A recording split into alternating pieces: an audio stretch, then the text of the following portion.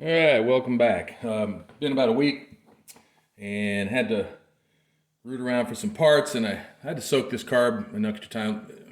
I use simple green in there, but if you do it too long, too hot, it's still going to discolor some things. That side there, I don't remember if that was fully painted or not. That's the inside of the goes up against the engine. I think that it might have been already like that. I'll have to go back and look at footage, but it does tend to eat some of the color off when you boil them too long. But this one was really in rough shape. So if you remember in here, this was corroded inside there. Had a lot of crust and stuff. I got it out pretty good. Had to run a little bit of a wire brushing around some of the areas in there. That's looking a lot better inside there. Got the choke freed up. That was just really nasty. I had to actually heat that with a torch for a second to break that varnish, and then threw a bunch of brake cleaner in there, and now we're good to go. Went through all the holes and vents with some small wire brushes. Let me show you those. Oops, sorry about that. Tripping over my own feet. And so I'm a real tool sucker. I buy too many tools. My wife's always on my case. There's always something coming in the door. But I ordered these off of eBay a long time ago. These work really great. But these are little carburetor cleaning brushes, different sizes. And so you can get them down into the valleys and the places where you're trying to clean things. Make sure that there's no crust down in there. So you go in through one end and out the other. So I did that a few times with both of these. Here it comes up there, see? So these work really good. And then you also get this set here. These are more of they're just a little bit of abrasive on there. They're just smaller. You can get down to really fine tips on this for poking out holes and cleaning out things. And then it'll clean out some stuff that the ultrasonic cleaner won't get out. Anyway, back to the carb. Just want to show off my cool toys. All right, so yeah, that came out pretty good there. This one had a lot of crust in it too, down inside the float valve. This was a little bit stiff. Loosen that up a little bit. And overall, I'm happy with that. This float seems to be in good shape. It doesn't. I floated it in a few different, in the ultrasonic cleaner and in the kitchen. My wife didn't like that because it starts stinking in there, chemicals. But anyway, that's in good shape. I think we'll be able to reuse that. And so I went through all these carb parts in here, all the valve, needle valves and the jet. And one thing I noticed was, if you look inside there. You see that stuck inside there? That's supposed to be a hole all the way through there. A little hard to see in there. Let's see. All right. Well, not getting good clarity here, but the idea is, there it is. See that? That's supposed to be a hole all the way through down there. So what I found out was, looking at this right here, our needle valve tip. See how shiny that is? Yeah, well, that is the tip down there, because when this is screwed through the bottom of the carburetor, this is up in there like that, and then this was inside another threaded nut, and this goes up and runs up inside there. So this is what meters your fuel as it goes in and out. And if I remember, I look back on one of the other videos from making the first part, was when I first turned that, it went crack, and then it was easier to turn. I was like, okay, we're good. Well, that's what happened. And I tried like crazy to get that out of there, and I couldn't get it out of there. But fortunately, new kit came with everything I should need. New jet, new needle valves, and I think we're okay. And really all I wanted it for was for the gasket, and I couldn't get just the gasket. Now, it came with two different gaskets, I think, for maybe two different models. The one that was in it had these two holes here, so that's what we're going to go with. I don't know which one this particular one would be for a different model, but we'll keep that one up to the side for now. So I got all excited. I went through my stash, and I found this. I was like, oh man, it's great. I don't have to order anything. Well, look, it's 4 holes there, and these holes are in different positions, so no good.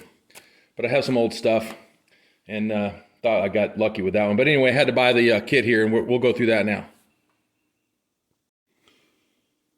All right, so just want to compare the two kits and see what's in it, make sure everything matches.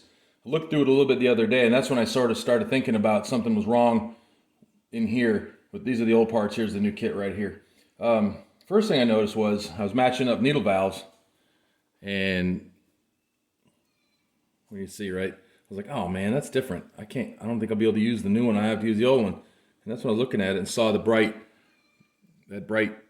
brassy edge right there. I'm like, that doesn't look right. This is an old needle valve. That's not right. And that's when I found this one, what I was telling you about there, with the tip was broken off inside there. So we're good there. 1 for 1. And let's see what else. We got this new nut right here for the main needle valve. That looks like it's about right. Here is a jet that doesn't match anything that I have on this one. So that's probably for something different. So I'll set that to the side. It came with two different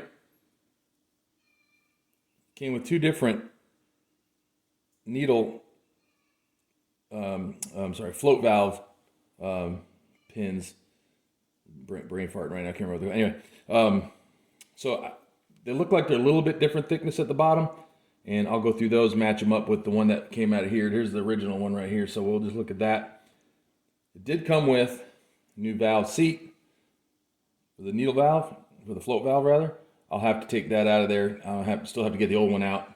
And a couple different O-rings, and everything looks like it should match up. Old O-rings, there's old fiber O-rings for the base here that goes under.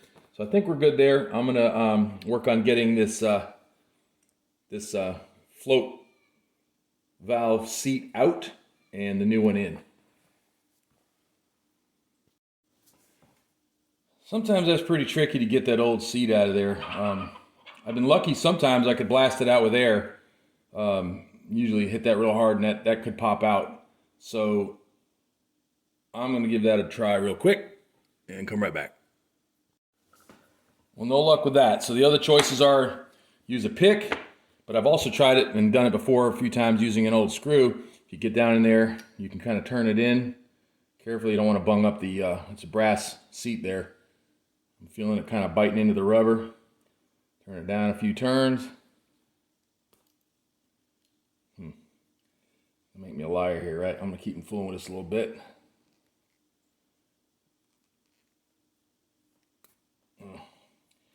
Well, you get the idea. I'm going to keep fooling with that, and it will come out. All right, so running into a little bit of a dilemma here. If you notice, these are different heights. This one on the end is the original that we took out, and these two are different, but they're the same length.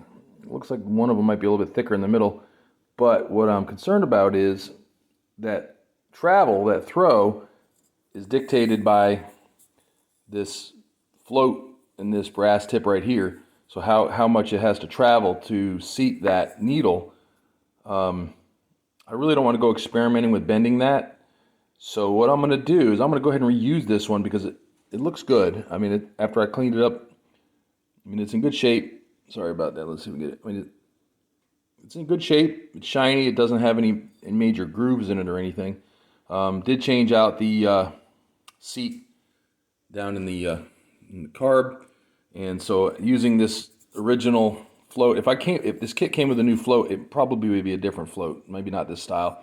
And this hinge piece right here, and this tab might be suitable for these kind right here. So we're just going to go ahead and reuse that old one and hope for the best on that. And if we don't get a good seal and I don't see that this float's level in there, then we'll change it out and try to adjust this tab right here a little bit. You just bend that a little bit, but I just, it's hit or miss.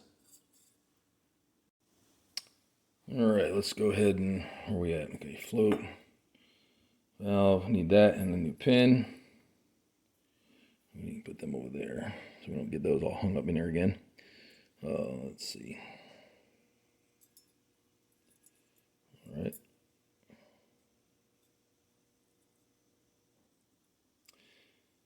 So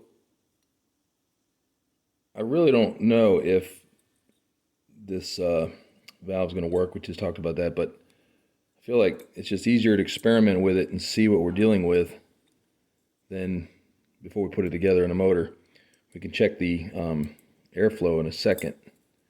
Get that pin in there. It's going to fight me a little bit. All right.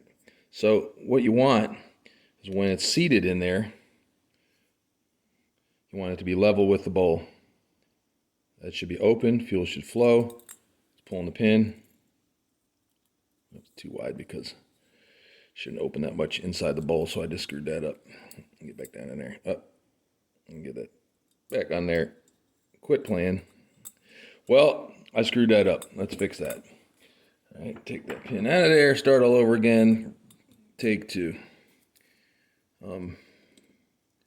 It's Sunday, haven't had all my coffee yet. All right, put that back on there. That just kind of sits in there like that. Back in the bowl you go. Pin back in.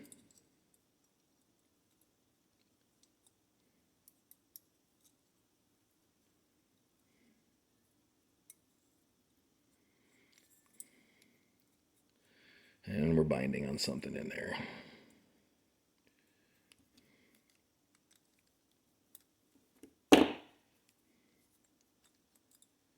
Usually, I don't have this kind of trouble, but this is all old stuff. It's still a little bit crusty. I cleaned it the best I could. I love that ultrasonic cleaner, man, but sometimes it doesn't get all the boogers. And you got to deal with that. I'll just flip this in there. And it comes from the other side. Let's try that. I don't know what I did wrong. Boy, this is really fighting me today.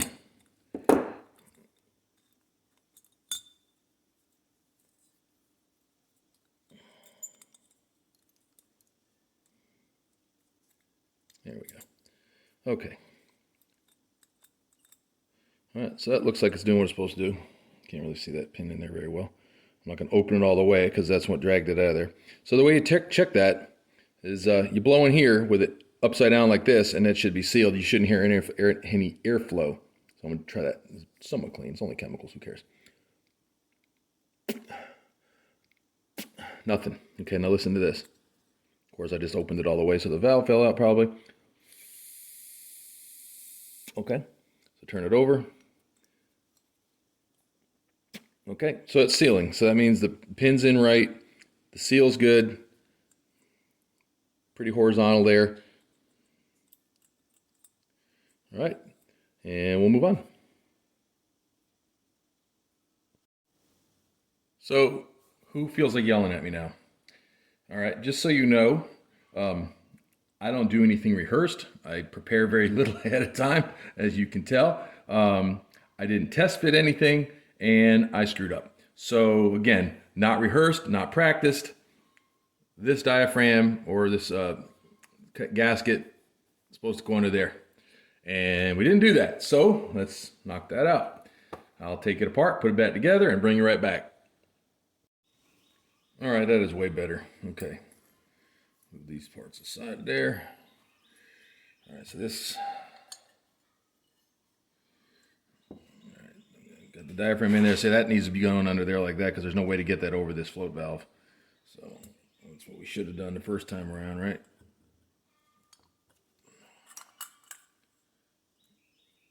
Knock that pin loose.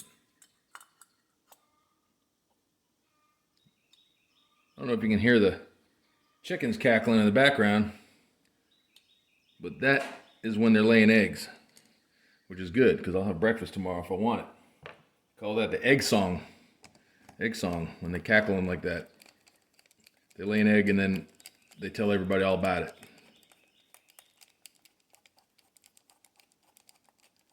All right, let's see where we're at here on that one.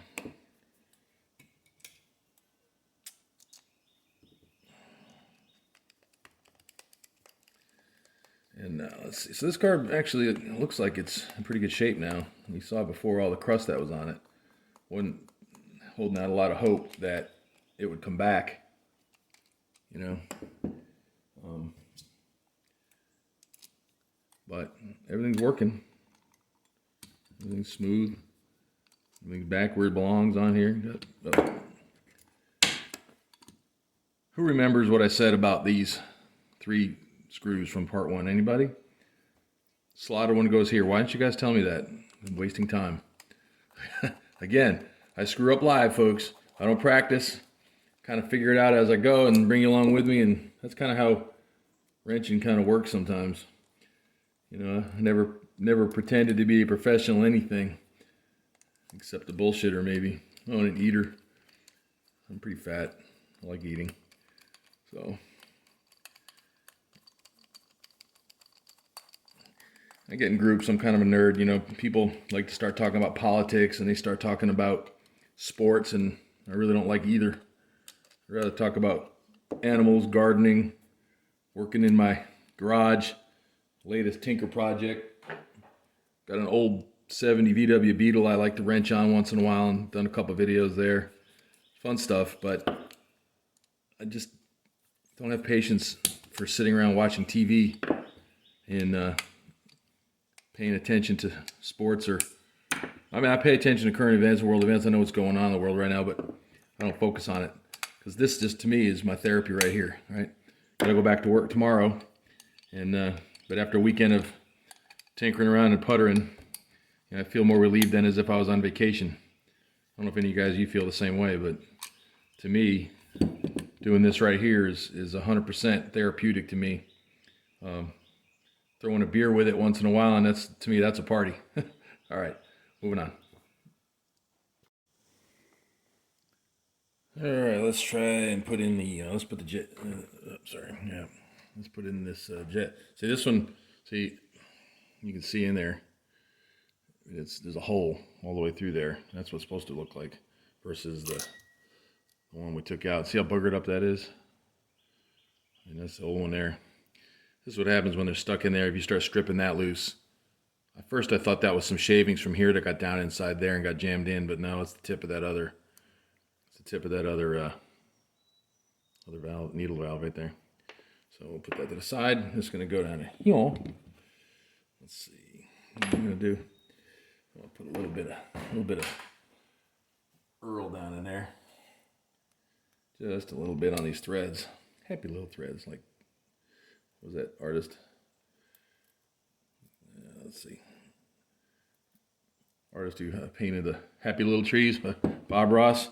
All right, well, that could be Chris Ross. Not quite an artist, more of a hack, but let's see what we got down in there now. A little light on that, and change tips out. Going a little bit slow, make sure it's not binding. As the oil helps with. Those threads were, you know, cleaner. They still had a little crust in them where I couldn't get all the threads perfectly clean, and so we're just gonna work that in a little bit there. Almost to the bottom there. I don't want to set it in so hard at the bottom that it cracks anything loose, but we just want to make sure that it seats snug. Right? That's it right there. So off, on, snug. Okay. So now we got, see that? All right, we're good in there. Okay, so let's see, here we go. Now the old one looks like there's a seal there. Well, is that a rubber gasket in there? Looks like it's a rubber seal. I can't tell. Let's see, there's a rubber gasket right here. I don't know if that's going to fit in there and stay in there. I'm not so sure about that. Let me think about that for a minute. It could be that. It could be that. You think that's that? It about fits, but it's loose. Maybe it would stay on. This is what went in there.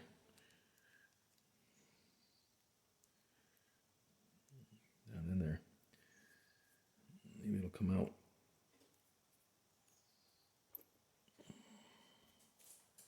Kind of want to know if that's the O-ring. That's, oh, look, okay. So now these look the same, right? Same about depth there. Okay. And that O-ring could be that O-ring. I think I'm going with it. So we'll put that in last because this is going to have to be part of this system right here, I believe. Once we get all that back in place. So we'll put this in next.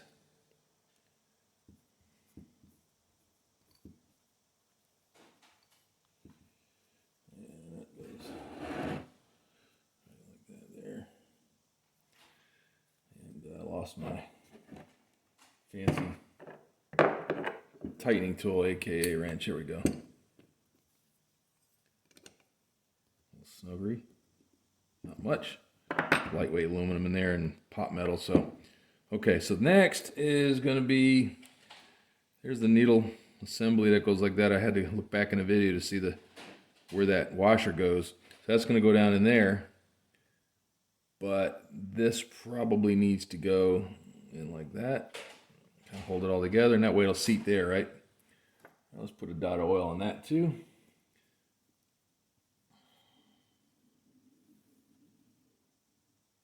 Just a little bit. Well, kind of like an assembly lube, so it won't bind and bung up. Am I missing anything? Got the spring, got the washer, got the O-ring. That's in. That's going down into the top of this. And that's what, when you run that in and out, adjust the metering of this orifice right there in that jet. So that's what broke off on the other one, remember? Difference here. Yep. So a little lubrication is a good idea.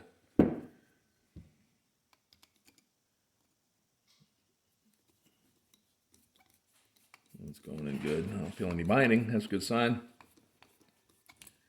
Get it down to the bottom.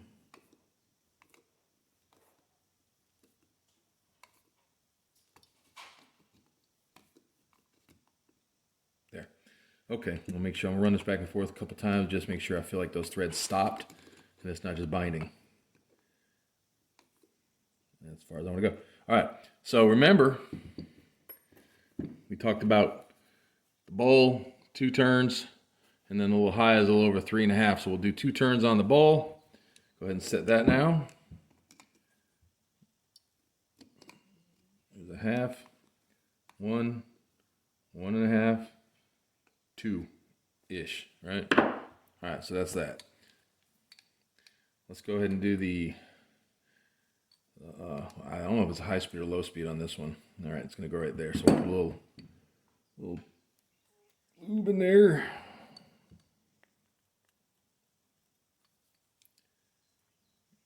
Get that good and clean there. I cleaned that out. There's a teeny tiny jet in there. There's no way to get that one out. But I ran my cool little brushes down in there and everything, and it seemed to be crap free for the most part. So here's that. Here's the spring. I didn't see any other pieces that would go in there with it, like no O-ring or anything on there. There's no O-ring in there, and there's no O-ring in the old kit, no O-ring in the new kit. So I guess we're gonna go ahead and put that in.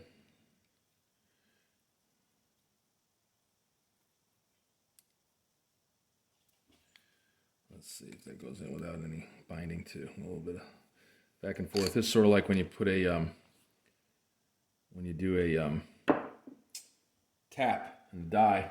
You know, you don't want to jam it, fist it super hard, because you're going to wind up busting off something in there, and you kind of go back and forth a little bit, let that lubrication get down on those threads.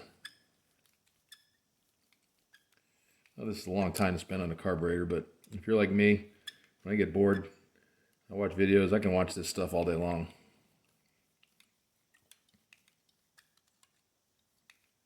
All right, getting there.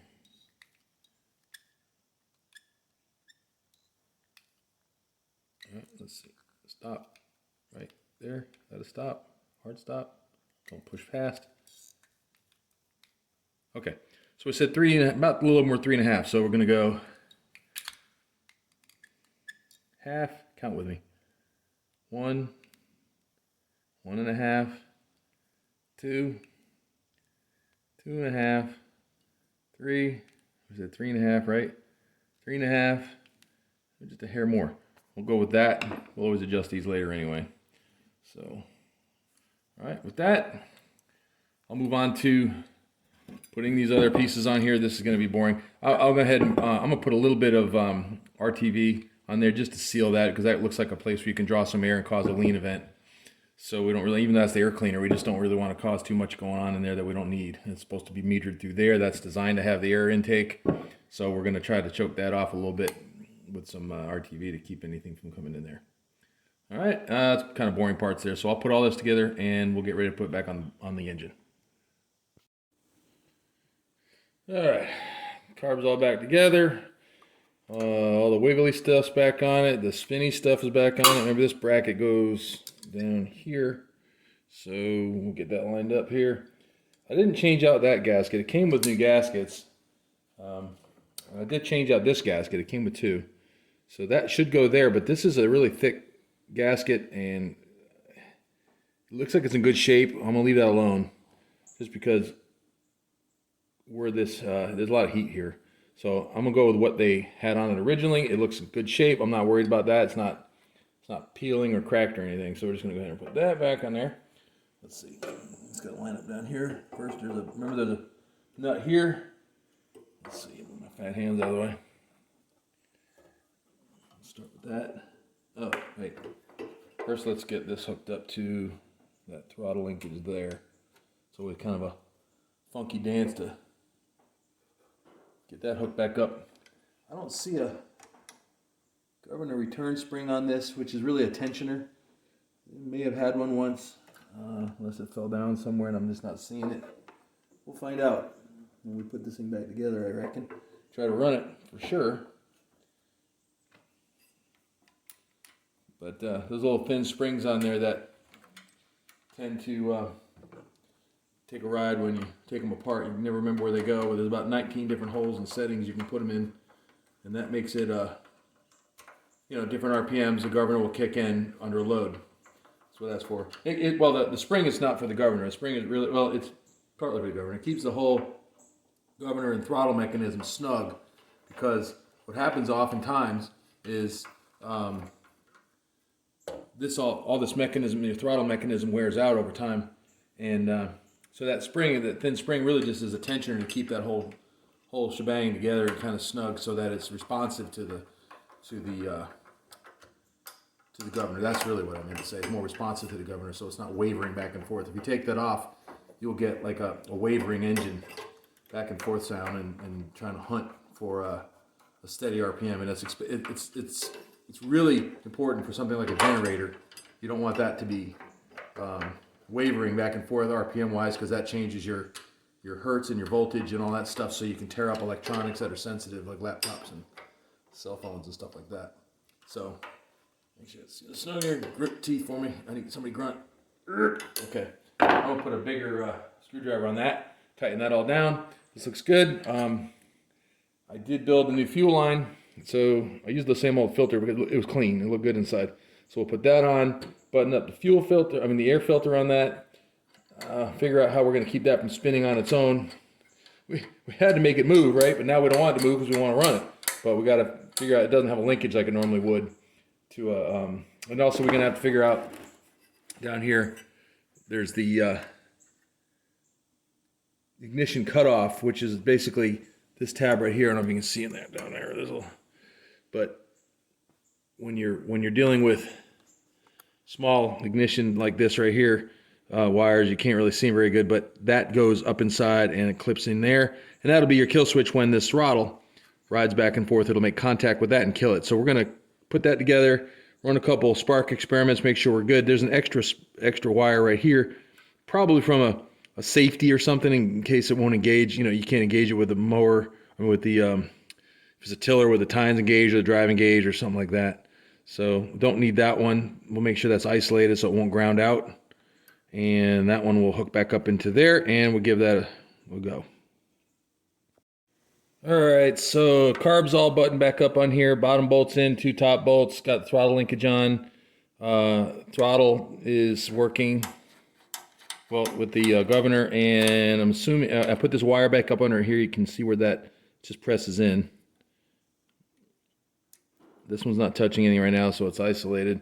So what I'm guessing is I see there's a tab here. You can't really see it maybe very well, but as you slide the throttle, that's full throttle, and as you bring the throttle back, it'll make contact with this tab right here, and then as you pull it all the way, it presses that tab. You see how it popped out?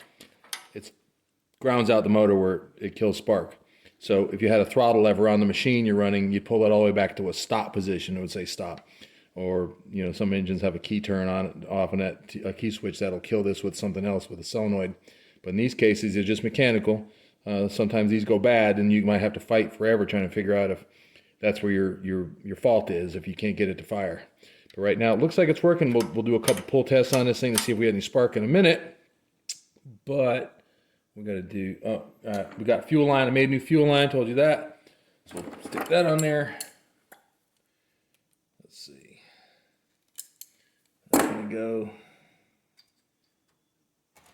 So nice to have good brand new stuff laying around. You get it, you keep it. Don't get rid of anything. That's why when I die, my kids are going to be really miserable when they have to go through all my crap. I don't even know what it is, but it's going to do them some good. Maybe they'll sell it and retire. I don't know. I got too much junk going on the fuel tank right here. Get that up under there.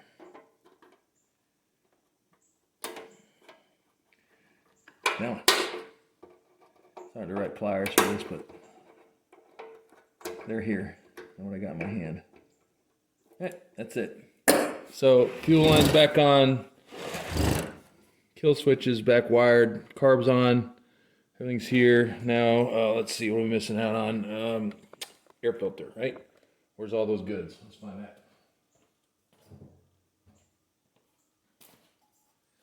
All right, so this looks okay. I'll get a new one before I really put this in service.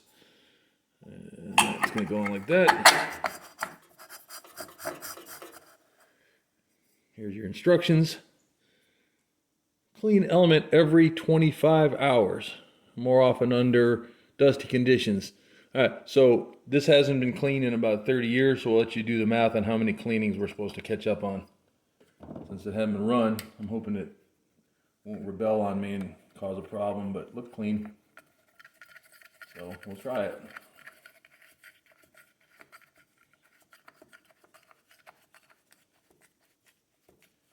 All right, that's on. So one thing I forgot to do is I meant to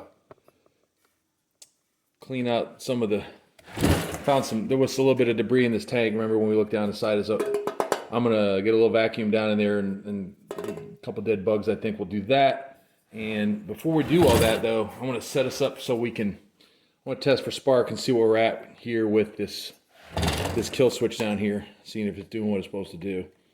And then we'll go from there. All right, let's test for spark. A little bit darker in here, which should be better, but all right, so I've got the throttle open. All right, see spark? Let's see spark. Okay. Now I'm going to close the throttle over to the stop with the wires attached. And no spark. Okay, that's good news. That way when we do get this thing running, if it runs, remember it's 30-something years. We did pop start it the other day, but I didn't really try to run it. It's not going to run away and fly off the bench, hopefully. So, you know what's next. Let's put a little gas in it. Hopefully it won't dribble out from the petcock down here, which hasn't been running about 30 years, but it feels pretty good. I didn't take it apart because I'm afraid we'll crack that. There might be a little O-ring or seal in there. I don't want to make that leak. So we'll cross that bridge when we come to it. Oh, yeah, that's all attached. Okay, let's put it on the bench, put a little gas, and see what happens. All right, let's put some gas in it. See if it doesn't piss out all over the place somewhere else that we don't know about. Hopefully this shut-off valve will shut off. Hadn't had gas in 30 years or so, so we'll just put a little bit in there and see what happens. Try not to make a mess. Let's see what happens with the flow through. Like I said, I didn't check the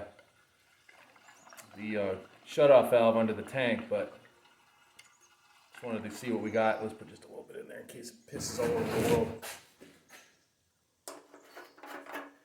Give that a second to flow where it's supposed to flow.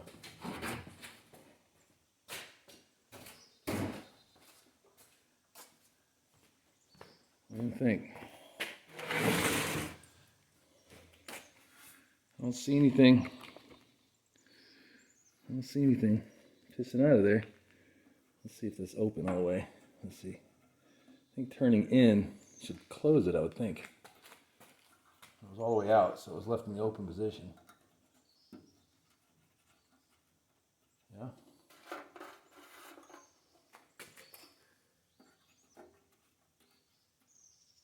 Close. Open, I guess. All right, well, I'm not seeing anything there, so moment of truth.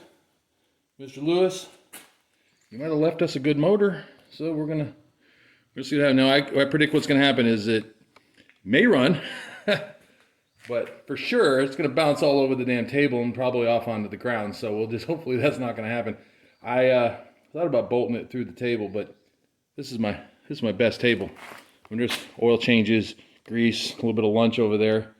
I mean, I don't want to put holes in my very good table, you know. So really, I'm just lazy. So we'll see how this works. If it doesn't bounce off the table, then we'll hope for the best. But you know what I will do?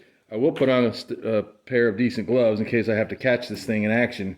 I won't get lit up by the spark plug. I won't get burned by the muffler, and that'll be a good thing, right? All right. So, all right. Let me get some gloves, and I'll be right back. All right. Let's see where we're at here with this thing. So first, let's set our idle. I don't know what's going to happen with the choke. I never did really tie it down, but I'm hoping that once it starts, it'll kind of, the Venturi effect will suck the air through and it'll keep the choke lever open. So we're going to close it for now. Let it draw some fuel. I got it on a little bit above start. I hope. That's back on, and what do you think? First pull? Second pull, 10th pull, let's fire. Look at that shit.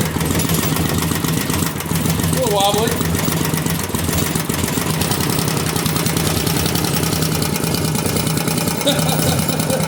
Stay still there, buddy. Look at that. Can't ask for better than that for the first pull. Let's try it again. Let's see where we're at. Choke's still on. Or did it? Okay.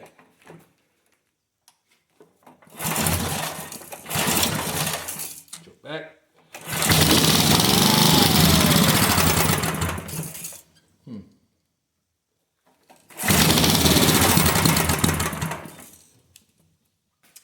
I don't know where we're at here. I see a little bit of fuel leaking right here.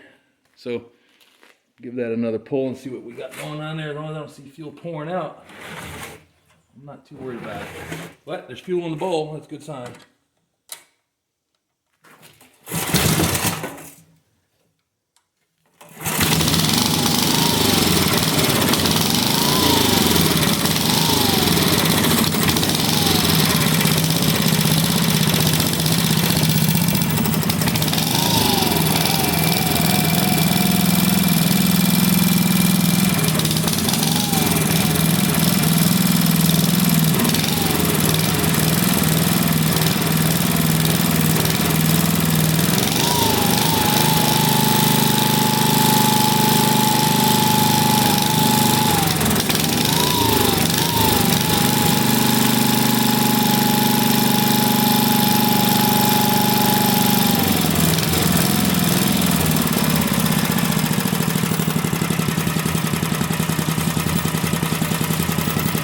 Well, look at that.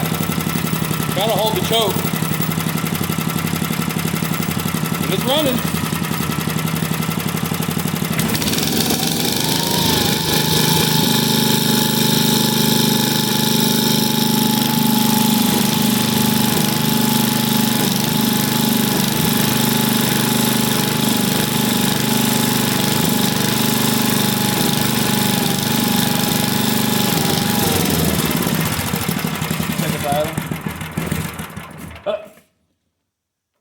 Well, we got a runner. See if we can get dialed. It's going to be tough to make it auto right. This choke right here, what's it's doing is flapping back and forth in there, so it's trying to kill itself as it's running. So that needs a linkage for sure. And I really can't adjust any of these other jets until we get that sorted out where it stays steady. So, but let's try one more time just for fun.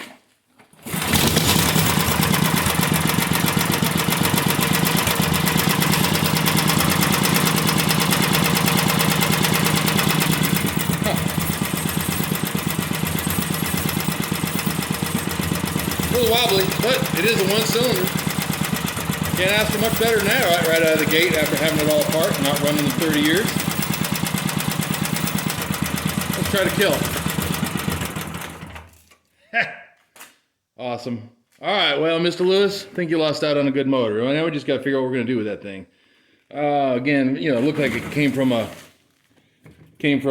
maybe a tiller or something, but I'm thinking log splitters where that's going to wind up. I've seen a couple log splitters show up on Craigslist and Facebook Marketplace where motor's blown.